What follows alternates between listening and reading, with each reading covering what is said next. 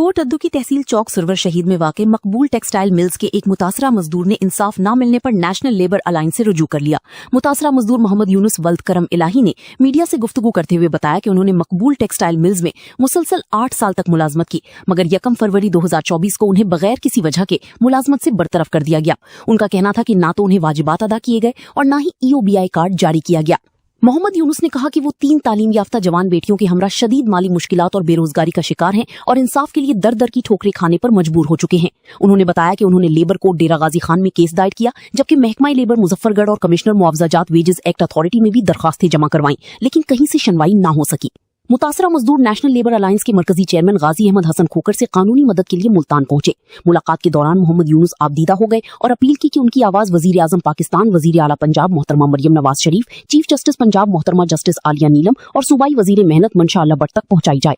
इस मौके पर गाजी अहमद हसन खोकर ने मुतासरा मजदूर को दिलासा देते हुए कहा कि नेशनल लेबर अलायंस की जानिब से आला हुक्काम और मकबूल टेक्सटाइल इंडस्ट्रीज की इंतजामिया से भरपूर अपील की जाएगी ताकि मजदूर को उसके कानूनी हुकूक दिलाई जा सके। गाजी अहमद हसन खोकर ने मजीद कहा कि बदकिस्मती से कई सनती इदारे मजदूरों के हुकूक अदा करने के बजाय उन्हें दबाने पर ज्यादा वसाइल खर्च करते हैं, जबकि उन्हें न मजदूरों की बद्दुआओं का एहसास होता है और न ही खुदा का खौफ। उन्होंने हुकूमत, लेबर अदालतों और मुतालिका इदारों से मुतालबा किया कि मजदूरों के साथ होने वाली नाइंसाफियों का फौरी अजाला किया जाए ताकि मेहनत कश तबके का एतमाद बहाल हो सके।